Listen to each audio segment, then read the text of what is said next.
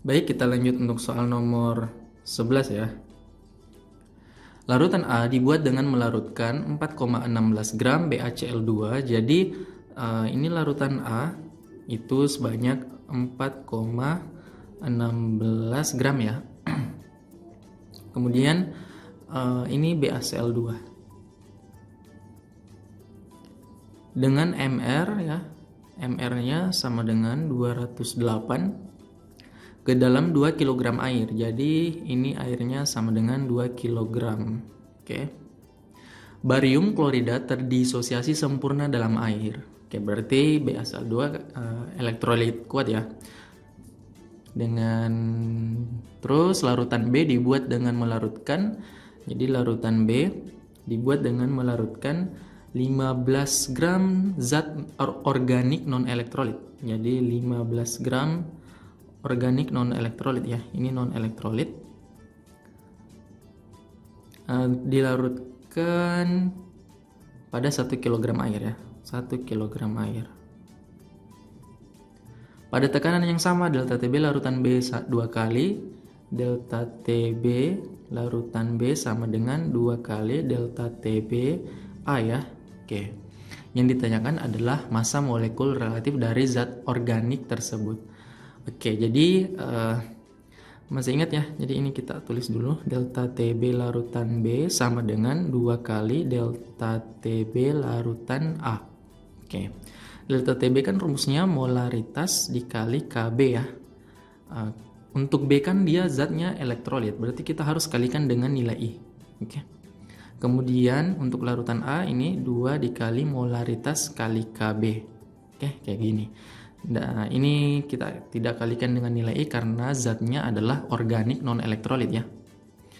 Untuk nilai Kb ini kita bisa coret ya, karena nilainya akan sama. Jadi kita coret saja. Nah, molaritas itu kan gram per mr dikali 1000 per P. Dikali I ini sama dengan 2 dikali gram per mr dikali 1000 per P juga ya. Nah, untuk larutan A itu sebanyak masanya 4,16. Dibagi mr-nya 208. Ini dikali 1000 dilarutkan dalam air 2 kg. 2 kg itu kita harus ubah dalam gram, berarti 2000 ya. Kemudian dikali nilai I-nya. Oke, untuk nilai I kita harus ionisasikan dulu ya, ini BaCl2. Oke, BaCl2 ini terionisasi menjadi 2 Ba2 plus ditambah 2 Cl minus. Jadi nilai I-nya sama dengan nilai N sama dengan 3 ya. Koefisiennya 1 di sini 2. 1 tambah 2 3. Jadi kita kali 3 sama dengan 2 dikali masanya 15 per mr yang dicari dikali 1000 per 1 kg air itu sama dengan 1000 gram. Oke. Ini habis ya, kita coret. Kemudian ini 1000 habis dengan ini ya. Kemudian 4,16 bagi 208 itu kan dapatnya 0,02 ya. Ini kita kali dengan 3 per 2 sama dengan 30 per mr. Ini kita coret 0,02 bagi 2 kan dapatnya 0,01 ya, 0,01. Terus kita kali 3 berarti 0,03 sama dengan 30 per mr. Berarti mr-nya sama dengan 30 dibagi 0,03 ya. 30 bagi 0,03 ini dapatnya 1000 ya. 1000 berarti mr-nya 1000 ya. Jadi kalau kita lihat opsinya itu 100, 250, 400, 700, 1400 tidak ada ya, tidak ada di opsi. Iya, jadi untuk soal nomor 11 ini ternyata pilihannya di opsi tidak ada, tapi ini kita caranya sudah betul ya, jawabannya 1000. Oke.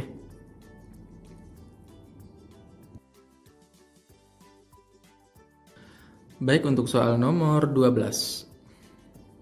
Nilai pH larutan obat batuk diatur dengan menambahkan garam yang dibuat dari asam klorida dan amonia. Dari asam klorida dan amonia berarti NH3 ya. Oke. Jumlah garam yang ditambahkan ke dalam 300 ml obat batuk tersebut agar pH-nya sama dengan 6. Oke. Ini kalau misalnya kita reaksikan ya, hasilnya NH4Cl ya. HCl itu asam kuat, NH3 itu basa lemah. Jadi ini reaksinya hidrolisis ya. Hidrolisis garam asam ya.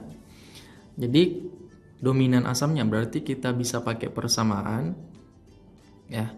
pH sama dengan minus logaritma akar konstanta air dibagi dengan Kb ya. Ini dikali konsentrasi garamnya. Oke, kayak gitu.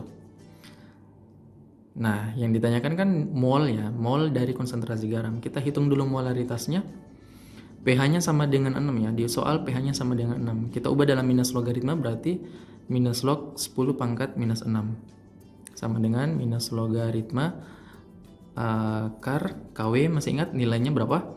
Ya, 10 pangkat min 14 dibagi nilai KB 10 pangkat minus 5 dikali konsentrasi garamnya. Ini minus logaritmanya kita coret ya.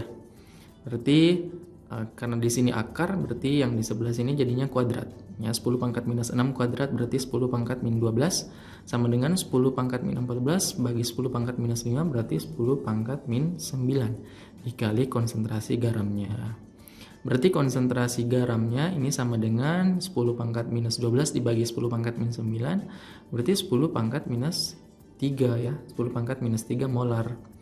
Nah, kita bisa hitung molnya. Jadi mol sama dengan M kali V ya. Karena di opsinya itu ada milimol, ada mol, jadi volumenya 300 ya. Kita tidak usah ubah dalam liter, jadi langsung saja masukkan 10 pangkat minus 3 dikali volumenya 300. Ini dapatnya 0,3 milimol ya. Ini satuannya milimol karena volumenya kita tidak ubah dalam liter. Oke, 0,3 milimol berarti jawabannya adalah alfa. Baik, kita lanjut untuk soal nomor 13 ya. Dalam reaksi berikut, jadi ada 4 jenis reaksi ini ya, yang merupakan pasangan asam basa konjugasi, yang bukan merupakan pasangan asam basa konjugasi. Berarti yang salah ya, yang bukan asam basa konjugasi. Kalau kita lihat opsi alfa, sebenarnya tanpa lihat reaksi ya, ini kita bisa lihat NH4+, terus NH3. Ini pasti asam basa konjugasi ya, karena atomnya ada yang sejenis ya. Jadi kalau misalnya atomnya tidak sejenis, itu berarti bukan pasangan asam basa konjugasi. Kemudian H2SO4 dan HSO4- ini juga pasangan asam basa konjugasi. Kemudian Charlie, TI, di sini juga TI. Ini juga pasti. H3O+ dan H2O ini juga. Kemudian PCl3 dan H3PO3. Nah, ini jelas ya. Di sini PCl3, di sini H3PO3. Ini nggak nyambung ya. Jadi opsi E ini bukan pasangan asam basa konjugasi ya. Jadi jawaban yang tepat untuk soal nomor 13 itu adalah E ya, atau error. Oke. Baik, untuk soal nomor 14 ya, ada 4 struktur senyawa di atas yang bersifat optis aktif. Oke, jadi senyawa yang bersifat optis aktif adalah senyawa yang memiliki atom C chiral ya. Oke, yang memiliki atom C chiral. Atom C chiral adalah atom karbon yang mengikat 4 gugus fungsi yang berbeda ya. Oke, kalau kita lihat struktur yang pertama ini, nah kira-kira ada enggak C chiralnya kalau kita lihat dari strukturnya? Oke. Iya, ini ada ya. Dia punya senyawa ini punya atom C chiral, yaitu atom karbon yang di sini. Ya, atom karbon ini mengikat NH2, kemudian gugus ini ya. Kemudian mengikat gugus ini. Kemudian satu lagi adalah hidrogen ya, tapi tidak dituliskan ya kalau di struktur garis. Jadi ini termasuk punya atom C chiral dan bersifat optis aktif. Kemudian untuk senyawa yang kedua, nah ini senyawa yang kedua juga punya ya, atom karbon ini. Mengikat CH3, NH2, gugus ini, dan satu lagi hidrogen. Jadi punya atom C chiral. Kemudian yang ketiga yaitu atom karbon yang di sini ya, juga chiral, mengikat gugus ini, dan NH2, satu lagi adalah hidrogen. Oke. Kemudian yang terakhir gugus fungsi atau C chiralnya itu letaknya di sini ya. Punya C chiral. Jadi mengikat NH2, gugus ini juga beda ya, dan satunya lagi hidrogen kayak gitu. Jadi untuk soal nomor 14 ya, struktur 1, 2, 3, 4 ini semuanya punya atom karbon chiral atau bersifat optis aktif. Berarti jawaban yang tepat adalah E. Baik, kita lanjut untuk soal nomor 15 ya. Jadi untuk soal nomor 15 ini ada grafik ya. Kalian bisa lihat grafiknya di sebelah kiri. Nah, data energi ionisasi unsur A yang ditunjukkan pada grafik di atas. Senyawa halida unsur A yang stabil adalah. Oke, jadi ini grafik untuk unsur A ya, energi ionisasinya. Kalau kita lihat eh, peningkatan yang signifikan itu ada pada poin 2 ketiga ya. Jadi artinya elektron untuk melepas elektron ketiga itu butuh energi yang sangat besar. Jadi selisih energinya ini lumayan besar. Nah, berarti untuk unsur A sendiri itu paling stabil, dia sampai sini saja. Elektronnya itu plus 2. Jadi A2 plus ya untuk unsur A yang stabilnya. Nah, berarti kalau misalnya berikatan dengan unsur halida itu misalnya ya. Misalnya kalau berikatan dengan Cl, Cl minus ini jumlahnya 2. Berarti hasilnya adalah ACl2 ya. ACl2. Jadi jawaban yang paling tepat itu adalah untuk soal nomor 15 jawabannya Bravo. Oke. Jadi sekian untuk pembahasan soal SBMPTN tahun 2018 ya adik-adik. Paket soal 414. Sampai jumpa di pembahasan soal UTBK berikutnya. Oke.